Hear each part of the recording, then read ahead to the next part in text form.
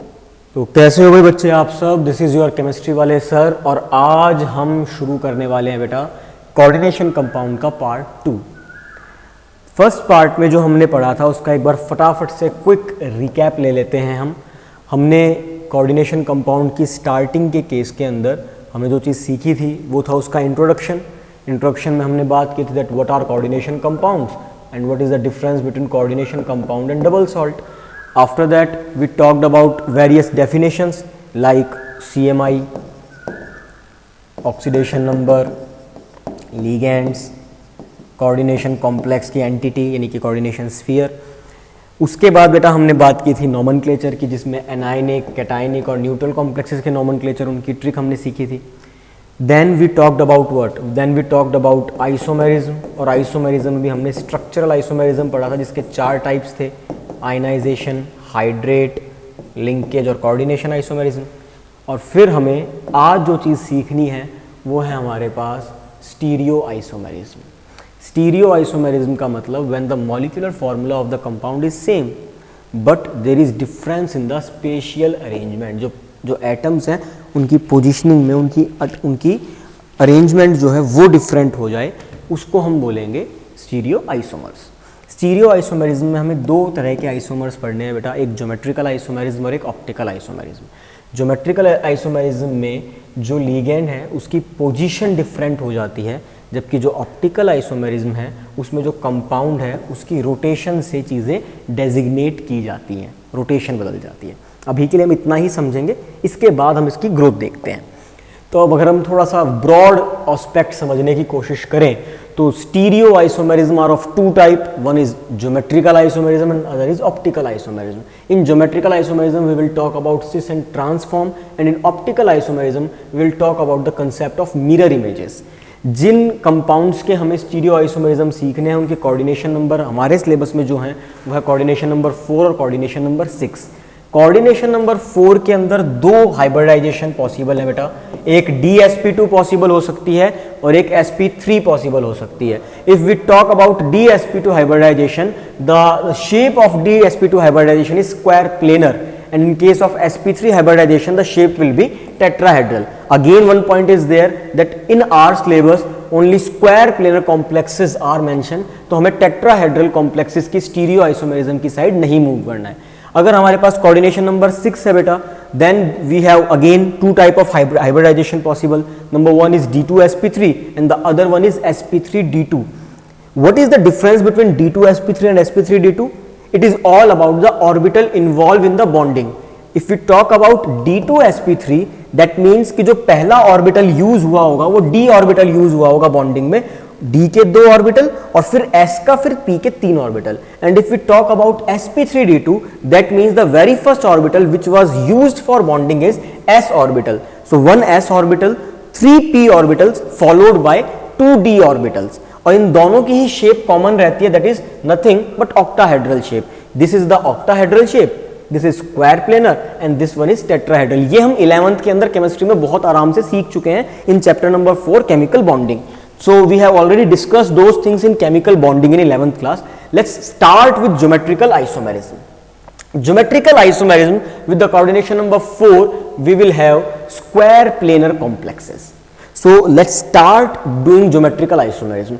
Before starting doing these examples or types, let's focus the basic of geometrical isomerism. I have a metal M. The shape of geometrical isomerism of square planar complex is like that. अब इन चारों जगह पर ये जो 4 गोले मैंने बना दिए, इन 4 गोलों पर क्या आएगा? इन 4 गोलों पर 4 लिगेंड्स आएंगे। वो लिगेंड सेम भी हो सकते हैं और वो लिगेंड डिफरेंट भी हो सकते हैं। अब जो लिगेंड्स हैं उनकी पोजीशन डिसाइड करेगी कि मेरा आइसोमर कैसा बनेगा। जैसे मैंने यहां लिखा A, A, A और A। जब मेरे पास चारों ही सेम तरह के लिगेंड्स प्रेजेंट है तो मैं डिफरेंशिएट तो कर ही नहीं सकता। भाई ये भी तो A है, A मतलब क्लोराइड ले सकते हो, ब्रोमाइड ले सकते हो, कोई भी लिगेंड ले सकते हैं बेटा हम। चारों ही A हैं, इसका मतलब इसकी कोई आइसोमेरिज्म पॉसिबल नहीं हो सकती है। लेकिन अगर कुछ ऐसा हो जाए कि मैं यहां पे इसको हटा के और यहां मैंने B कर दिया और लेट्स से यहां भी B कर दिया, ठीक है, या फिर यहां मैंने ए रखा और यहां मैंने बी कर दिया, मैं इस तरीके से कर सकता हूं। तो अब ध्यान से अगर हम देखें तो ये जो ए और ए है दोनों एक दूसरे के एडजेसेंट है, आसपास, बिल्कुल पास पास हैं तो दोस्त हैं, दोस्त तो कौन सा आइसोमर बनाएंगे, सिस। और जब ये एक दूसरे से दूर दूर हो जाएं, दूर दूर, तो ये कैसा आइसोमर बनाएंगे, ट्रांस आइसोमर। तो हमें यही सीखना है कि सिस आइसोमर और ट्रांस आइसोमर किस तरीके से जनरेट होते हैं। Now let's take example one by one so that we can easily able to understand the type of isomerism in this chapter. तो बेटा सबसे पहले अगर हम बात करें MA4, तो यहां तो ज्योमेट्रिकल आइसोमेरिज्म बनने की संभावना ही नहीं है। क्यों नहीं है possibility? Because we have 4 ends and all these end contain same type of ligands, no cis and no trans possibilities are there. If I talk about MA3B, okay, A और B, तो क्या मैं यहां पर सिस और ट्रांस बना सकता हूं? मैं यहां पर भी सिस और ट्रांस नहीं बना सकता, क्योंकि अगर ये यहां पे एक दूसरे के ट्रांस हैं तो ये यहां पे एक दूसरे के सिस भी तो हैं, तो यहां पर भी ये पॉसिबिलिटी क्या हो जाएगी, नेग्लेक्ट आउट। अब मैं तीसरा एग्जांपल लेता हूं भाई, जहां से मैं चीजों को सीख के समझा सकता हूं। क्या है वो example? MA2B2। Let's say M is platinum, A is NH3 और B is Cl2। This one is a complex. इसी का नाम मैं सिस प्लेटिन भी बताऊंगा थोड़े टाइम के बाद, जब हम एप्लीकेशन ऑफ कोऑर्डिनेशन कॉम्प्लेक्स की साइड मूव करेंगे। तो मेरे पास ये कॉम्प्लेक्स है। Let's start doing the geometrical isomerism in this complex. This is my PT, these are my 4 sides. Let's say NH3, Cl and Cl. Now look at it. This NH3 and this NH3 are पास पास। अगर ये पास पास हैं तो ये क्या बनाएगा, cis. And if we talk about this one, अब मैं कुछ नहीं कर रहा, मैं इसको इस तरफ ले जाता हूं बेटा और इसको घुमा के इधर ले आता हूं, तो NH3 Cl। Now these NH3 are दूर दूर, और अगर ये दूर दूर है तो कौन सी फॉर्म बन जाएगी मेरी, ट्रांस। क्लियर? अब मैं एक एग्जांपल और पिक कर सकता हूं यहीं से, MA2BC। चलो जी, तो ये मेरा एक एग्जांपल था MA2B2 का। Let's start with an example MA2BC। Okay, पहले मैं इसको इरेज कर दूं ताकि हम समझने में हमें थोड़ी सी और आसानी हो। तो ये हमारा आइसोमेरिज्म का पार्ट है, ज्योमेट्रिकल आइसोमेरिज्म का विद स्क्वायर प्लेनर कॉम्प्लेक्सेस। तो let's start with MA2BC। This is my M, 1 2 3 and 4। This is my A, this is my A, this is my B and this is my C. Look those A and A, पास पास है या दूर दूर? सोचो, दूर दूर, दूर दूर है तो कैसे होंगे भाई, ट्रांस। अब अगर मैं इसको इधर ले जाऊं और इसको घुमा के इधर ले आऊं, या फिर इसको इस तरफ ले जाऊं, इसको इस तरफ ले आऊं, तो मेरी क्या शेप बन सकती है, A, C और B। अब ये देखिए, ये दोनों A कहाँ हैं, पास पास हैं या दूर दूर हैं? सर ये तो पास पास नजर आ रहे हैं, पास पास नजर आ रहे हैं, तो पास मतलब सिस, दूर मतलब ट्रांस। इस तरीके से हमारा ज्योमेट्रिकल आइसोमेरिज्म मोशन करता है कोऑर्डिनेशन कॉम्प्लेक्स के अंदर, जहां मेरा कोऑर्डिनेशन नंबर है 4। एक एग्जांपल और लेता हूं, MABCD। अब देखो मैंने क्या किया, मैंने ये M लिया, 1 2 3 और 4, A B C और D। अब आप कहोगे कि सर इसमें तो पॉसिबल ही नहीं है, आप इसमें तो देखो सेम भी चीज नहीं है, हम कैसे इसका सिस और ट्रांस बनाएंगे? तो बात तो सही है यार, पर ट्राई करके देखें। इसे फिक्स कर देता हूं और इनको मोशन करवा के देखता हूं, बाकियों को। इसको यहां भेजता हूं, इसको यहां, और ये आ जाएगा इस तरफ। क्या बनेगा बताना बेटा, M। ओके, A को फिक्स रखा, गोले में बंद। यहां कौन आया, D। यहां कौन आया, B। यहां कौन आ गया, C। राइट। अब वापस वही काम, इसे गोले में बंद रखता हूं, इसको इधर भेज देता हूं, इसको इधर भेज देता हूं और इसको यहां भेज देता हूं। अब बताओ भाई क्या बनेगा?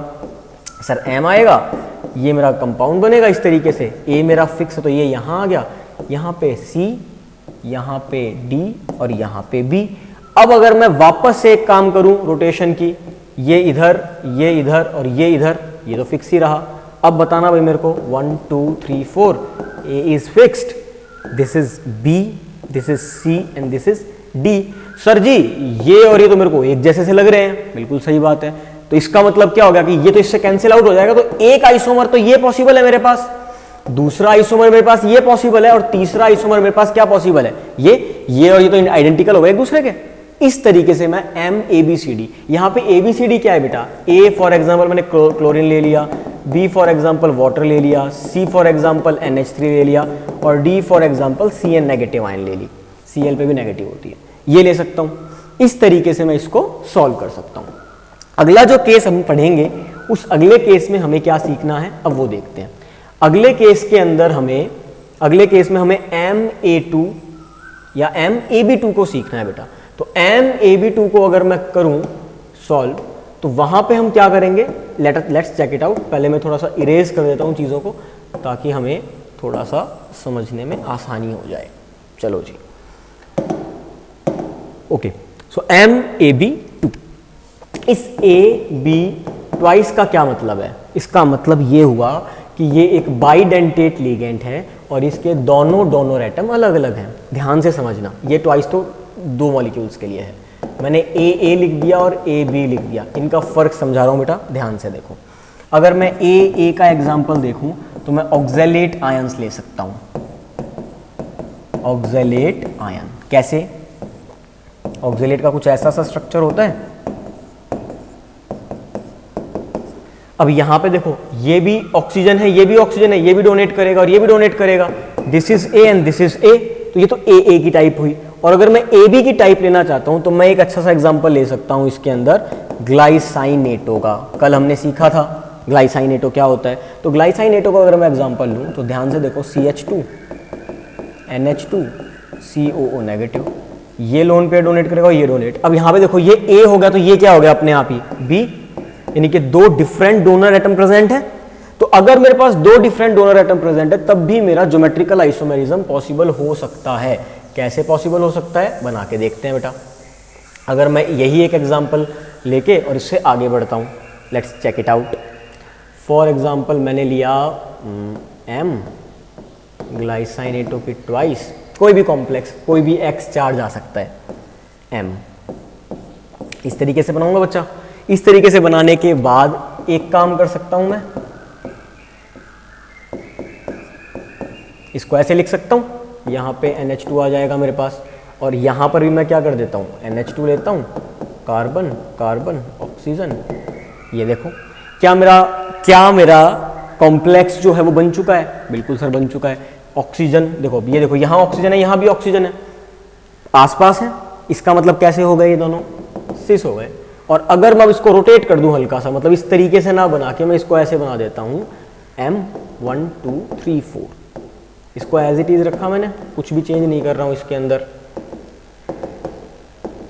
ये तो मेरा नेगेटिव चार्ज था ही, तो यहां से ज्वाइन अप हो गया। और इसको मैं थोड़ा सा बदलाव दे देता हूं, OCCN।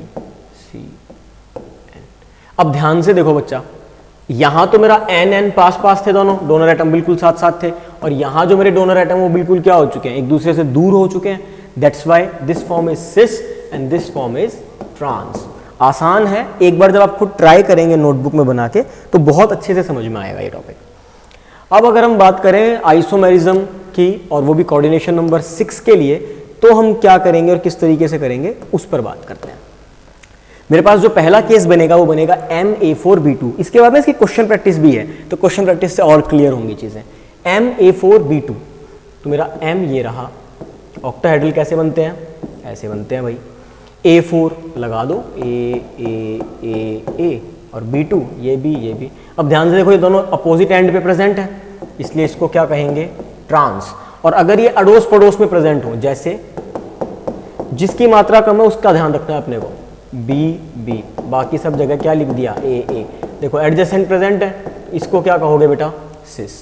तो यहाँ पे एक ट्रांसफॉर्म बन जाएगी और दूसरी कौन सी फॉर्म बन जाएगी, सिस फॉर्म बन जाएगी।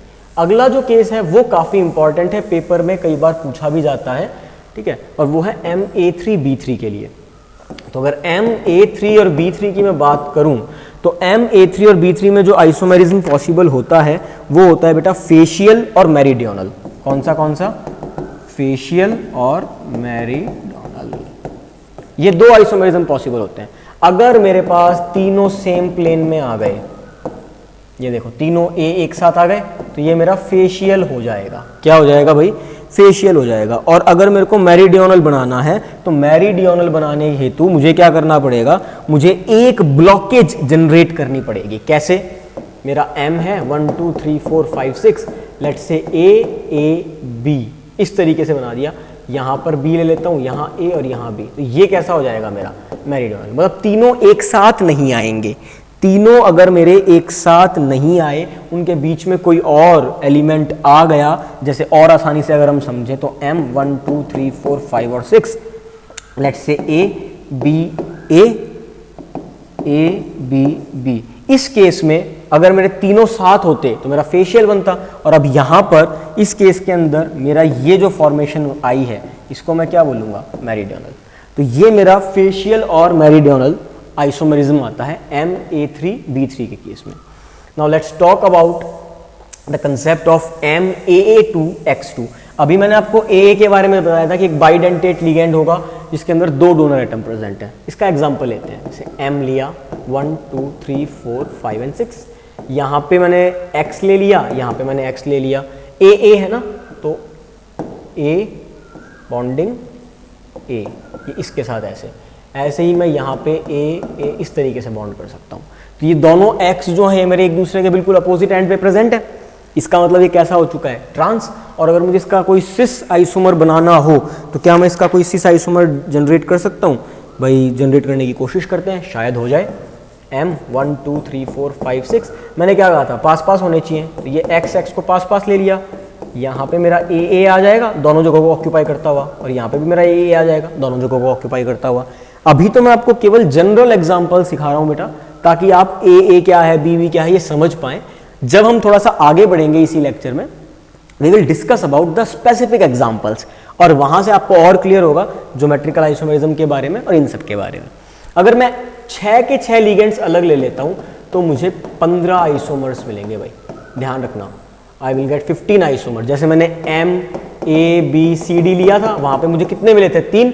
चौथा तो आइडेंटिकल था, तो मेरे को 3 मिले थे। अगर मैं ये कंसेप्ट उठाता हूं तो मुझे कितने आइसोमर मिल जाएंगे भाई? यहां मुझे मिल जाएंगे टोटल 15 आइसोमर्स।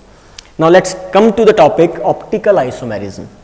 ऑप्टिकल आइसोमेरिज्म का मतलब क्या होता है? जब आप किसी कंपाउंड को आपने निकोल प्रिज्म से पास कर दिया, निकोल प्रिज्म से पास करने के बाद जब आप उसको ऑपरेट करते हो, उसकी प्लेन पोलराइज्ड लाइट को, तो अगर वो ऑप्टिकली एक्टिव है तो उसकी जो मिरर इमेज बनती है बेटा, वो नॉन सुपर इम्पोजेबल बनती है, और वो सॉल्यूशन या तो क्लॉकवाइज डायरेक्शन में रोटेट हो जाता है या एंटी क्लॉकवाइज डायरेक्शन में रोटेट हो जाता है। उससे हमें 2 आइसोमर मिलते हैं, एक डेक्स्ट्रो रोटेटरी और एक लीवो रोटेटरी। डी मतलब डेक्स्ट्रो, जब आपकी rotation of the compound will be clockwise, and L means laevo, laevo means anti clockwise rotation. जरूरी क्या है? Chirality. The compound should be chiral. Chiral compound के हम 2-3 तरह से एग्जांपल दे सकते हैं। जैसे फॉर एग्जांपल अगर मैं ऑर्गेनिक केमिस्ट्री की बात करूं तो ऑर्गेनिक केमिस्ट्री में कायरल का मतलब होता है जब आपके पास कार्बन के पास जो 4 ग्रुप लगे हुए हैं, वो चारों ग्रुप अलग अलग लगे हुए। जैसे इस कार्बन के पास मैंने A, B, E और D लगा रखे हैं, वो कायरल कंपाउंड है। यानी कि वो कंपाउंड जिनकी मिरर इमेज एक दूसरे को सुपर इम्पोज ना करे। जैसे अगर हम हाथ जोड़ते हैं तो हमारे एक हाथ ने दूसरे हाथ को सुपर इम्पोज कर लिया, लेकिन जब हम मछली बनाते हैं हाथ से, उस समय हमारे जो हाथ हैं वो सुपर इम्पोज नहीं करते हैं। तो ये हमारा ऑप्टिकल आइसोमेरिज्म का कंसेप्ट कहता है। अब इसके अंदर हमें केवल ऑक्टाहेड्रल कॉम्प्लेक्सेस को सीखना है। तो ऑक्टाहेड्रल कॉम्प्लेक्स में जो सबसे पहला एग्जांपल है वो है हमारे पास MAA3 इस मॉलिक्यूल का। तो लेट्स स्टार्ट दिस एग्जांपल। भाई मैंने M ले लिया, ऑक्टाहेड्रल है, इसका मतलब ये। अब आप कहोगे सर यहाँ तो कोऑर्डिनेशन नंबर 3 दिख रहा है, जबकि आपने जो हमें सिखाया है इससे पहले तो आप बता रहे हो कि जो हम कोऑर्डिनेशन नंबर पढ़ेंगे यहाँ पे वो कोऑर्डिनेशन नंबर केवल 6 के लिए पढ़ेंगे। तो भाई 6 ही है ये, क्योंकि AA यानी कि 2 donor atom, 2 donor atom multiply 3, 2 multiply 3 कितना होता है आजकल? 6 तो होता है। तो यहाँ पे कोऑर्डिनेशन नंबर 6 ही है इस कंपाउंड का, तो घबराने की जरूरत नहीं है। अब अगर मैं यहाँ पे इसको बनाने की कोशिश करूँ तो मैं बिल्कुल सिंपल सा बना देता हूँ यार। जैसे मैंने ये EN क्या AA ले लेता हूँ, ये AA ले लिया, 2 जगह ऑक्यूपाई हो गई। अब इन 2 जगहों को ऑक्यूपाई करना है, इनको कर दिया, अब इनको कर देता हूँ AA, ये लो जी कर दिया। अब मैं इसकी मिरर इमेज डिजाइन करता हूँ, मिरर इमेज। अब इसको उठा के बिल्कुल मिरर इमेज रख दो इसकी, तो ये वाली जो चीज है ये इस तरफ आ जाएगी, देखो ए, जो ये वाली जगह है वो घूम के दूसरी साइड पहुंच जाएगी, दैट इज ए, और ये वाली जगह यहां पे पहुंचेगी, दैट इज ए। इस तरीके से मैं इसकी आइसोमेरिज्म बता सकता हूं। मैंने एक को लेट से बोल दिया डेक्स्ट्रो रोटेटरी, तो दूसरे को मैं क्या बोल दूंगा अपने आप, लीवो। सर हमें कैसे पता चलेगा कि ये डेक्स्ट्रो है या लीवो है? भाई नहीं पता करना, क्योंकि पेपर में नहीं पूछता है कि ये डेक्स्ट्रो है या लीवो है, वो कहेगा कि भाई इसकी आइसोमेरिज्म बना के दिखाओ, मिरर इमेज सुपर इंपोज हो रही है या नहीं हो रही है। भाई इस कंपाउंड की मिरर इमेज, इसको उठा के इसके ऊपर रखना, एक बार इसको उठाओ और इसके ऊपर रखो, क्या इंपोज हो रही है? सर नहीं हो रही है। इसका मतलब ये ऑप्टिकली एक्टिव कंपाउंड है, this is optically active compound. एक एग्जांपल और सीखते हैं, MAA twice X2, MAA twice X2, यानी कि यहां तो मेरा बाइडेंटेट लिगेंड आ गया और ये मेरा यूनिडेंटेट, तो 2 दूनी 4 और 2 6। इसका मतलब क्या हुआ? M, भाई मेरे पास 6 तो ये आ गए।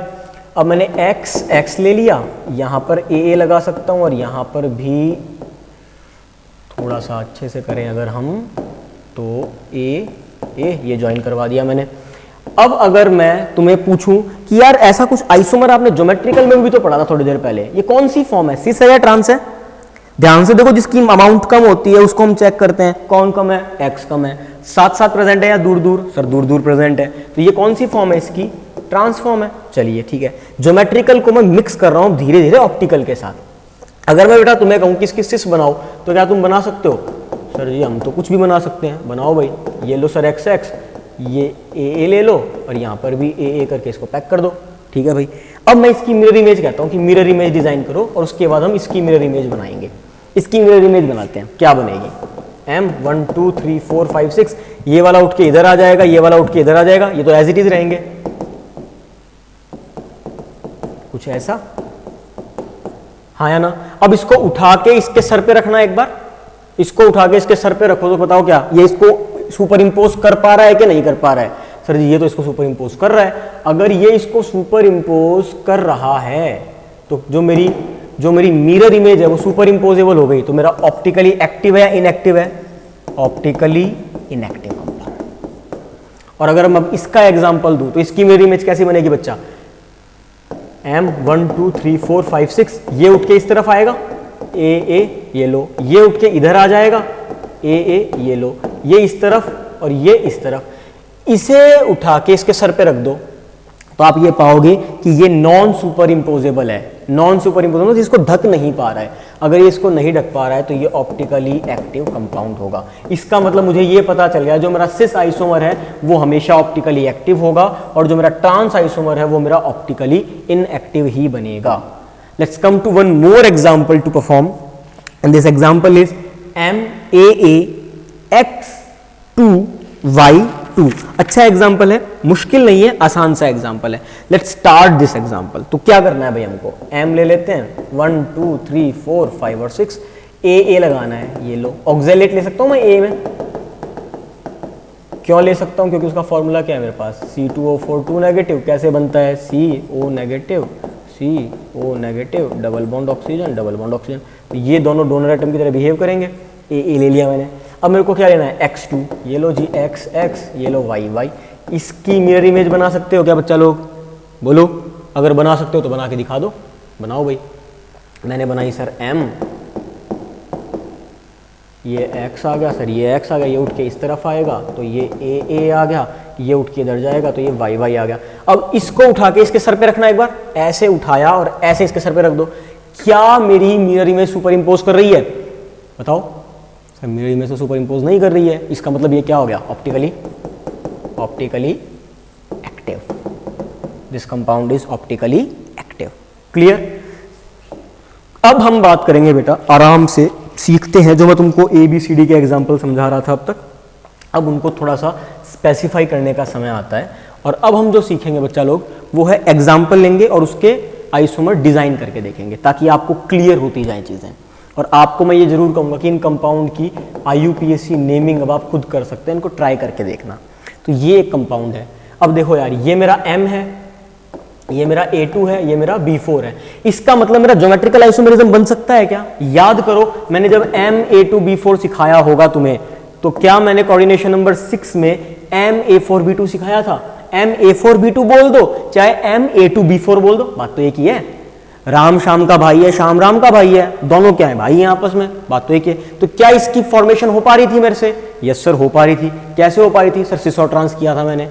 लो भाई करते हैं ट्राई। अगर मेरा ये एग्जाम्पल है, ठीक है, तो इसको ट्राई करके देखते हैं। तो मैंने लिखा कोबाल्ट 1 2 3 4 5 6, ये 6 क्यों लिए? क्योंकि 4 + 2 कितने होते हैं? 6। Coordination number is 6। शेप कैसी होती है? ऑक्टाहेड्रल।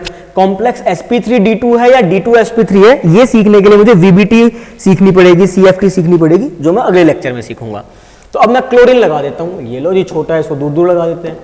NH3 NH3 NH3 और NH3, यस और नो। अब ध्यान से देखो, ये जो क्लोरीन हमने लिया है, मैं पेन का कलर चेंज कर रहा हूँ मार्कर का, ताकि तुम समझ पाओ। इस क्लोरीन को, इस क्लोरीन को चेक करो, पास पास है या दूर दूर? सर अपोजिट एंड पे प्रेजेंट है। इसका मतलब कौन सी फॉर्म बन गई बच्चा? सर ट्रांस बन गई। क्या तुम इसकी सिस फॉर्म बना सकते हो? सर बना सकते हैं। कैसे बनाओगे? ऐसे बनाएंगे सर, ये क्लोरीन पास पास लगा देंगे, ये NH3 अड़े अड़े अड़े और अड़े, ये देखो सर साथ साथ लग गए, साथ साथ लगे तो कैसी फॉर्म बन गई? सिस। तो क्या मैं इसका ज्योमेट्रिकल आइसोमेरिज्म बना चुका हूँ? यस सर बना चुका हूँ। सिस फॉर्म और ट्रांसफॉर्म बन गई मेरी। अब आते हैं इस केस में।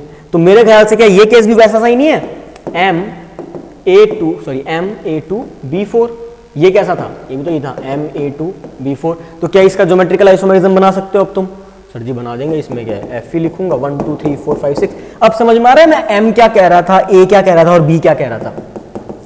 दोनों अपोजिट एंड पे लिखे, फिर यहाँ पे Cn लगा दिया, यहाँ Cn और यहाँ Cn। अब देखो यार, यहाँ पे नेगेटिव चार्ज है ना, तो डब्बा बना के नेगेटिव लगाएंगे। यहाँ पे पॉजिटिव चार्ज था तो डब्बा बना के पॉजिटिव, ताकि कंप्लीट जो मेरा स्ट्रक्चर यहाँ मेरे को दे रखा है फॉर्मूले में, वो यहाँ समझ में आए।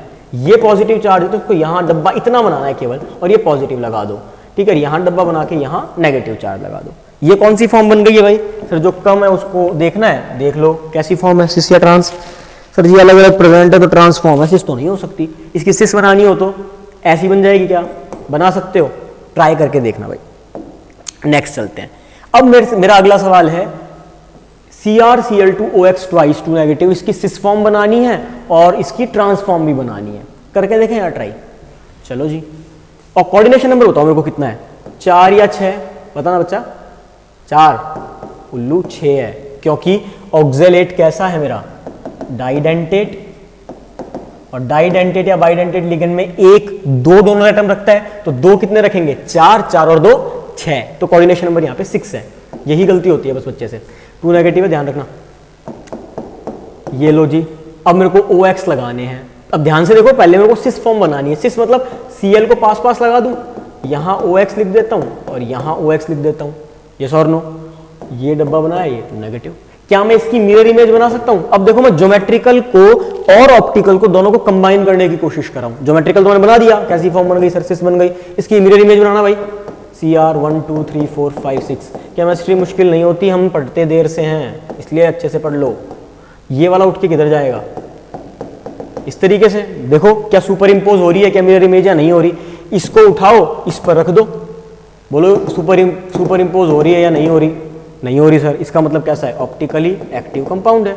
और अगर मैं इसकी ट्रांसफॉर्म बनाने लग जाऊं तो कैसे बनेगी बच्चा लोग? 1 2 3 4 5 6। अब यहाँ पे एक Cl इधर लगेगा, एक Cl इधर, OX। इसकी मेरी इमेज बना के देखना एक बार, डिक्टो सेम बनेगी, कुछ भी कर लो। ये उठ के इधर आ जाएगा, ये उठ के इधर आ जाएगा, ये दोनों तो यहीं रहेंगे, और ये उठ के एज इट इज के ऊपर रखा जा सकता है। तो दैट्स वाई ये ऑप्टिकली इनएक्टिव कंपाउंड होगा।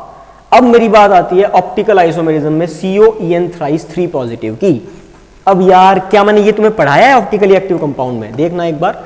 अगर मैं ऑप्टिकली एक्टिव कंपाउंड्स की बात करूं, ऑक्टाहेड्रल कॉम्प्लेक्स, देखो ये रहा क्वेश्चन मेरा, MAA की थ्राइस। MAA की थ्राइस को दिमाग में रखो और अब आ जाओ तुम इस सवाल पे। ये रहा मेरा M, ये EN है, इथेन 1,2 डाइअमीन, इसकी थ्राइस, इस पे चार्ज जो भी है वो लगा दिया लो हमने। तो क्या मैं इसका डेक्स्ट्रो और लीवो फॉर्म बना सकता हूँ? बिल्कुल बना सकता हूँ। मैंने शुरुआत जो की थी ऑप्टिकल आइसोमेरिज्म की ऑक्टाहेड्रल कॉम्प्लेक्सेस के लिए, वो इसी से तो की थी। तो बना के देखना भाई एक बार। सर जी ये लो CO 1 2 3 4 5 6, सर एक ई एन तो यहाँ लगा दो, लगा दिया, एक ई एन सर यहाँ लगा दो और एक ई एन यहाँ लगा दो, इसकी सर मिरर इमेज बना दो, तो एक डेक्स्ट्रो बनेगी और एक कैसी बनेगी, लीवो। यहाँ पे सिस और ट्रांस नहीं बन सकती बेटा, सिस और ट्रांस बनने के लिए डिफरेंट लिगेंड्स होना बहुत ज़रूरी है। यहाँ पे डिफरेंट लिगेंड्स नहीं है, तो इसका मतलब क्या हुआ कि जो मेरा ऑप्टिकल आइसोमेरिज्म है वो ज्योमेट्रिकल आइसोमेरिज्म के साथ भी मैपअप करेगा और बिना उसके भी काम कर सकता है, राइट। तो यहाँ पे मैं इस चीज को बना सकता हूँ क्या, यहाँ पे मेरे को क्या करना पड़ेगा, 3 पॉजिटिव लिखना पड़ेगा। क्लियर। अगले एग्जाम्पल पे चलते हैं दोस्त, ये रहा मेरा अगला एग्जाम्पल। अगला एग्जाम्पल क्या कह रहा है, देखना एक बार, ये मेरा M, ये मेरा A, ये मेरा B और ये मेरा C2। मैं इसको ट्वाइस कर देता हूँ, ठीक है, मैं मेरी मर्जी। तो 2 तो ये हो गए मेरे पास, 2 3 और 2 6, मेरे पास कोऑर्डिनेशन नंबर कितना हो चुका है, 6 हो चुका है। अब मैं इसका ज्योमेट्रिकल आइसोमेरिज्म अगर बनाने की ट्राई करूं तो क्या मैं इसको बना सकता हूं इसका ज्योमेट्रिकल आइसोमर, और क्या मैं इससे हमारे जो क्वेश्चन है उनको सेटिस्फाई कर सकता हूं।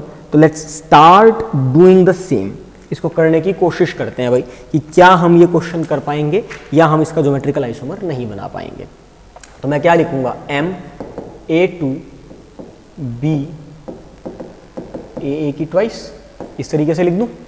तो देखो 2 तो ये रहे और एक मेरे पास यहाँ पे है, एक मेरे पास यहाँ पे, तो 2 दूनी 4 5, बल्कि ए ही ले लेते हैं यार, ए ही ले लेते हैं, ये लो ऐसे ले लेते हैं, M A की ट्वाइस और B और C, इसको मैं C बोल देता हूँ, इसको मैं A की ट्वाइस बोल देता हूँ।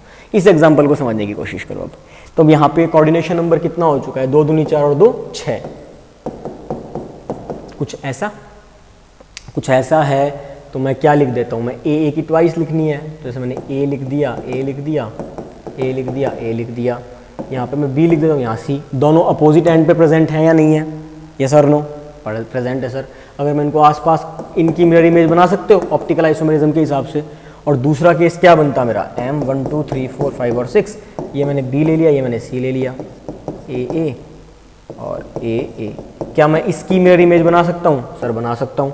बना के देखो किसकी मिरर इमेज सुपर इम्पोज कर रही है और किसकी मिरर इमेज सुपर इम्पोज नहीं करेगी, उससे तुम्हें आइडेंटिफाई हो जाएगा कि एक ऑप्टिकली एक्टिव है और एक ऑप्टिकली इनएक्टिव है। नेक्स्ट है, ये लास्ट स्लाइड है ऑलमोस्ट हमारी इस टॉपिक की, जिसके बाद आप आराम से प्रैक्टिस भी कर सकते हैं, एनसीईआरटी के क्वेश्चंस की प्रैक्टिस कर सकते हो बेटा। जिसमें हम क्या सीख रहे हैं कि आपको मैच करना है कॉलम को, आइसोमर्स भी बनाने हैं और नेम ऑफ द कंपाउंड भी बताना है। तो ध्यान से देखो यार, ये कॉम्प्लेक्स है CH3NH4Cl2, एक ये सिस फॉर्म दे रखी है, एक ये कंपाउंड दे रखा है और एक ये, कौन सा आइसोमर है। तो ध्यान से देखो यार, ये 2 डब्बे वाला कौन सा आइसोमर है, कोऑर्डिनेशन आइसोमर। दूसरी चीज़ अगर हम चेक करें, अगर मैं इस Cl को इंटरचेंज कर देता हूँ तो ये कौन सा आइसोमर बन सकता है मेरा, आयनाइजेशन आइसोमर। सिस ट्रांसफॉर्मेशन दे रखी है, क्या मैं इसको ऑप्टिकल बना सकता हूँ, बिल्कुल कर सकता हूँ सर। और ये जो बच गया ये ज्योमेट्रिकल होगा या लिंकेज, ध्यान से देखो MA4B2 ये दे रखा है, कौन सा आइसोमेरिज्म पॉसिबल है, ज्योमेट्रिकल। लिंकेज कोई भी नहीं है इनमें से, हालांकि ये लिंकेज बन सकता है क्योंकि NO2 ONO के अंदर भी तो एग्जिस्ट कर सकता है ना, लेकिन यहाँ पर हम शो नहीं करेंगे। तो ये लिंकेज का भी एग्जाम्पल हो जाता अगर हम इस तरीके से बताना चाहते हैं। आपका काम क्या रहेगा, आपको इनके सबके आइसोमर डिजाइन करने हैं, आपको इन सबका नाम लिखना है। This is all about the topic of isomerism in coordination complexes. अगली वीडियो इसी चैप्टर का पार्ट 3 होगा बेटा। उस पार्ट 3 के अंदर हम जो टॉपिक कवर करेंगे वो टॉपिक्स होंगे हमारे VBT, CFT, Werner theory basics से, ठीक है। इन टॉपिक्स को हम कवर करेंगे। बहुत इंपॉर्टेंट टॉपिक है VBT और CFT, this is the most important topic, इनको हमें सीखना है, ठीक है। तो this is all from my side, this is your chemistry वाले sir saying tata bye bye, अपनी साइड से भी और अतुल्य आर्यंस की साइड से भी। और एक चीज़ जो हमेशा एंड में कहता हूँ, फिर बोल रहा हूँ, केमिस्ट्री मुश्किल नहीं होती है, हम पढ़ना देरी से शुरू करते हैं। और दूसरी चीज़, इस वीडियो को लाइक करो या कमेंट करो, मैं नहीं जानता, चैनल को सब्सक्राइब करो या नहीं करो, तुम्हारी मर्ज़ी, लेकिन इस वीडियो को कम से कम एक ऐसे बच्चे के पास ज़रूर शेयर करना जो इसे पढ़कर अपनी चीज़ें समझ सके, जिसकी हेल्प हो सके। और सही मायनों में यही एक रियल हेल्प होगी बेटा। Thank you so much.